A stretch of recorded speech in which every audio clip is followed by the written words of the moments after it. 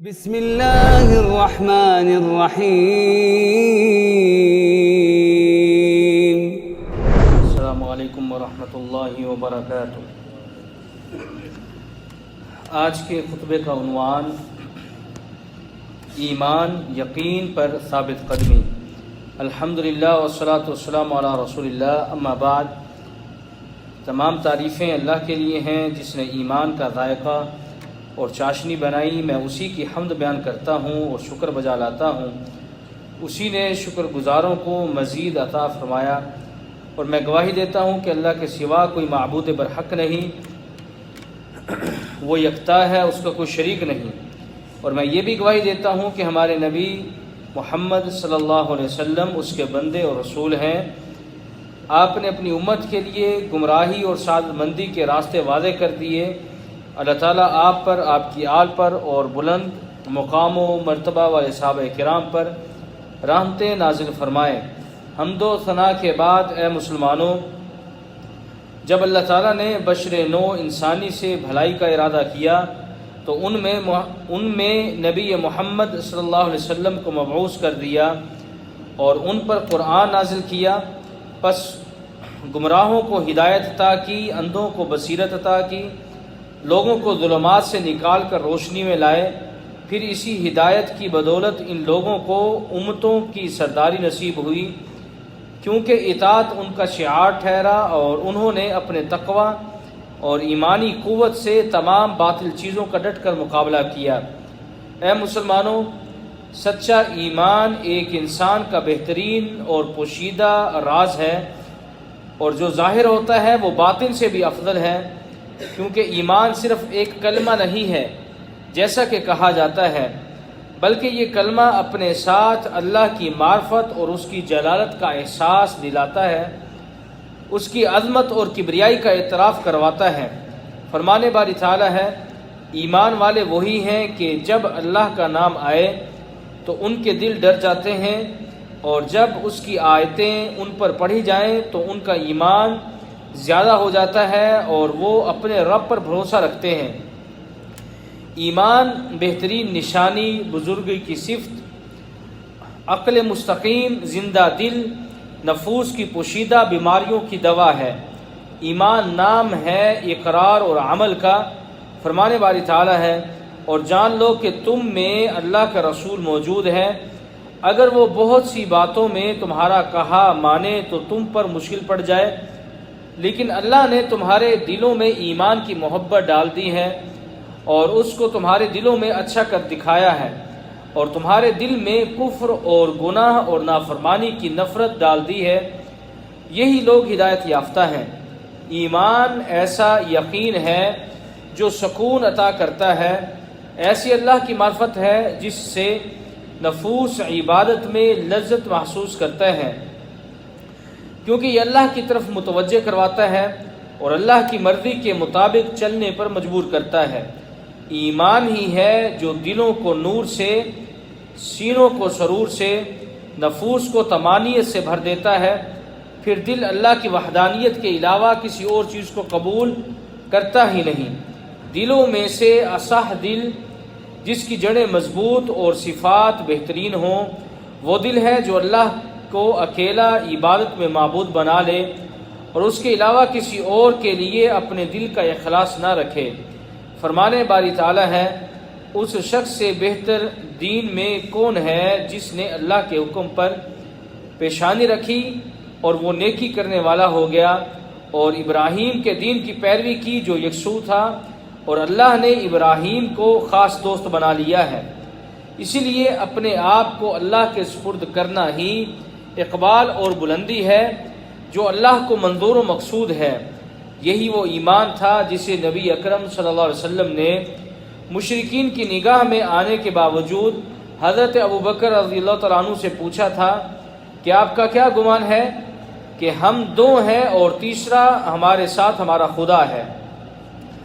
علامہ ابن قیم رحمہ اللہ فرماتے ہیں، جب یقین دل میں داخل ہو جاتا ہے تو دل نور اور روشنی سے منور ہو جاتا ہے، اور اس سے ہر قسم کا شک اور تردد ختم ہو جاتا ہے، ہر قسم کا گمان، پریشانی رفع ہو جاتی ہے، کیونکہ اس کے دل میں اللہ کی محبت گھر کر جاتی ہے، اسی کا خوف، اسی کی رضا، اسی کا شکر، اسی پر توکل، اسی سے انابت دل کی تسکین بن جاتا ہے۔ فرمانے باری تعالیٰ ہے، سو تیرے رب کی قسم ہے، یہ کبھی مومن نہیں ہوں گے جب تک کہ اپنے اختلافات میں تجھے منصف نہ مان لیں، پھر تیرے فیصلے پر اپنے دلوں میں کوئی تنگی نہ پائیں اور خوشی سے آپ کے فیصلے کو قبول کریں۔ اے مسلمانوں، ایمان لوگوں کو مضبوط تر بناتا ہے۔ ایمان ایسی چیز ہے جس سے امتوں کو روح بخشی جاتی ہے۔ اسی روح کی بدولت صحابہ کرام رضوان اللہ اجمعین نے اسلام کو پہنچایا۔ اسی کی بدولت ان کی سیرت اور ساری زندگی مزین رہی۔ پھر اللہ تعالیٰ نے اسی کی بدولت مومنین کو سختیوں میں بھی ثابت قدم رکھا۔ اللہ تعالیٰ قرآن مجید میں ارشاد فرماتے ہیں، جنہیں لوگوں نے کہا کہ مکہ والوں نے تمہارے مقابلے کے لیے سامان جمع کیا ہے، سو تم ان سے ڈرو، تو ان کا ایمان اور زیادہ ہوا اور کہا کہ ہمیں اللہ ہی کافی ہے اور وہ بہترین کارساز ہے۔ مزید اللہ تعالیٰ ایک اور مقام پر ارشاد فرماتے ہیں، مومنوں کی بات تو یہی ہوتی ہے کہ جب انہیں اللہ اور اس کے رسول کی طرف بلایا جاتا ہے تاکہ اس کے درمیان فیصلہ کرے تو وہ کہتے ہیں کہ ہم نے سنا اور مان لیا، اور یہی لوگ نجات پانے والے ہیں۔ اسی لیے صحابہ کرام رضوان اللہ اجمعین کا ایمان اور یقین اس حد تک پہنچا کہ انہوں نے اپنے علم، فقہ، جہاد، عبادات، محبت، معاملات میں تاریخ رقم کی۔ اللہ تعالیٰ قرآن مجید میں ارشاد فرماتے ہیں، بے شک اللہ نے مسلمانوں سے ان کی جان اور ان کا مال اس قیمت پر خرید لیے ہیں کہ ان کے لیے ہی جنت ہے۔ صحابہ کا یہ وہ یقین کامل تھا جس سے وہ ایسی چیزیں دیکھتے تھے جو موجود نہ تھیں، بلکہ ایسا لگتا تھا کہ وہ اسی زمانے میں موجود ہیں۔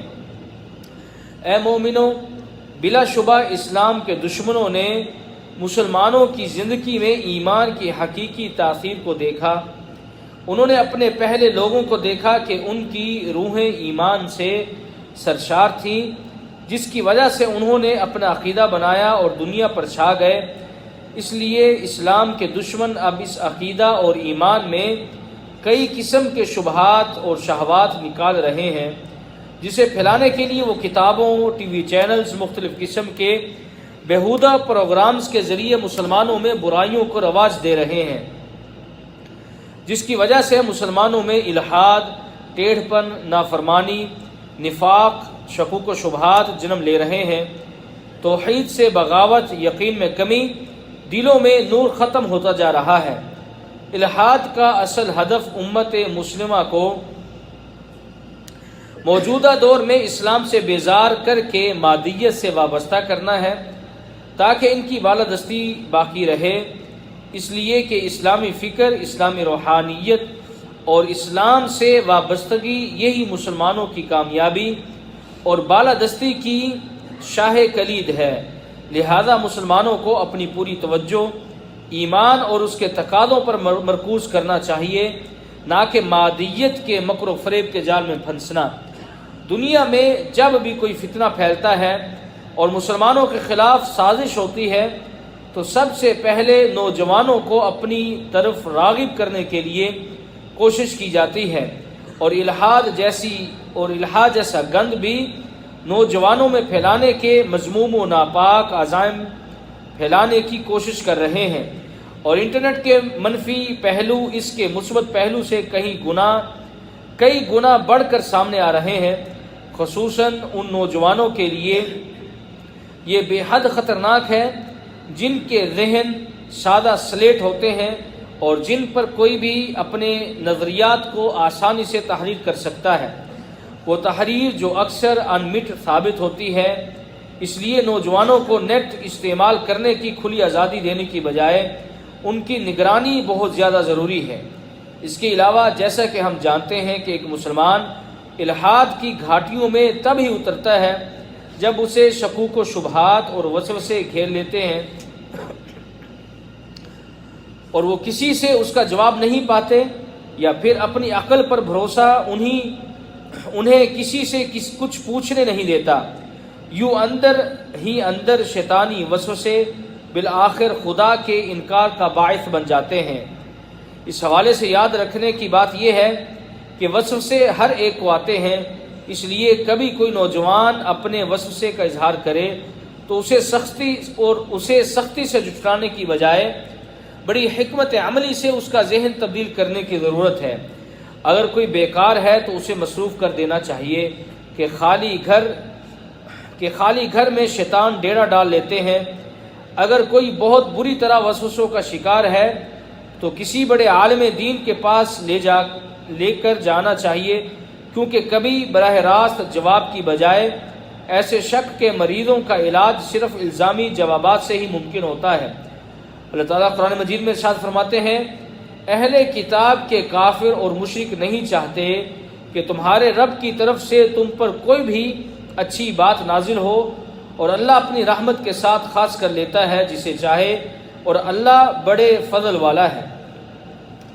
اے اللہ کے بندو، خبردار رہو، متنبہ رہو، اور اپنے نفوس کو شبہات سے بچا لو، اور ان مجالس کو ترک کر دو جن سے تمہارے ایمان میں خرابی پیدا ہوتی ہے۔ ان تمام چینلز، کتب، روایات کو چھوڑ دو جو تمہاری آخرت کو برباد کر سکتے ہیں۔ اللہ تعالیٰ قرآن مجید میں ارشاد فرماتا ہے، اور جب تو ان لوگوں کو دیکھے جو ہماری آیتوں میں جھگڑتے ہیں تو ان سے الگ ہو جا، یہاں تک کہ کسی اور بات میں بحث کرنے لگیں، اور اگر تجھے شیطان بھلا دے تو یاد آ جانے کے بعد ظالموں کے پاس نہ بیٹھ۔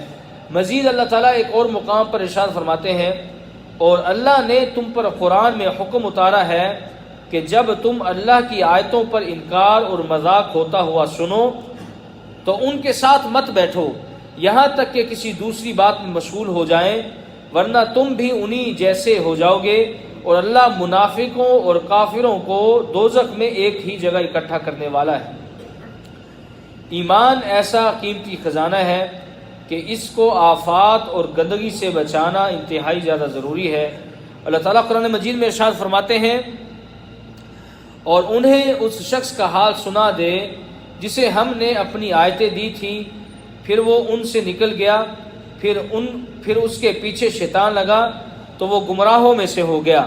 چنانچہ ایک بار نبی اکرم صلی اللہ علیہ وسلم حضرت عمر فاروق رضی اللہ عنہ کے فتنے میں پڑھنے کے حوالے سے فرمایا، جب وہ اہل کتاب کا ایک ورقہ لے کر نبی اکرم صلی اللہ علیہ وسلم کی خدمت میں حاضر ہوئے تو نبی اکرم صلی اللہ علیہ وسلم نے ناراضگی میں کہا، اے ابن خطاب، تم شکوک و شبہات میں پڑ گئے؟ اے ابن خطاب، کیا تم بھی شکوک و شبہات میں پڑ گئے؟ یعنی کہ تم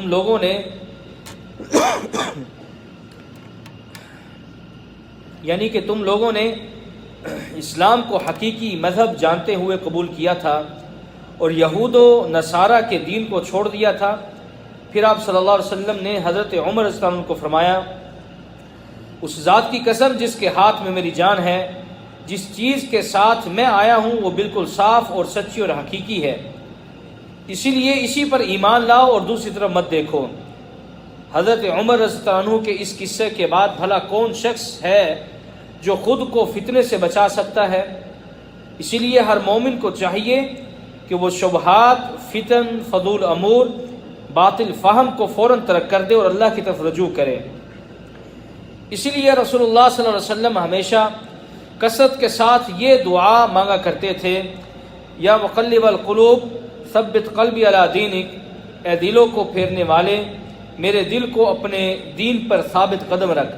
اسی طرح اعمال صالح کی کثرت، تلاوت قرآن، نیک لوگوں کی مجالس میں حاضری، دعا کا خصوصی اہتمام ہی آپ کو شکوک و شبہات سے بچا سکتا ہے۔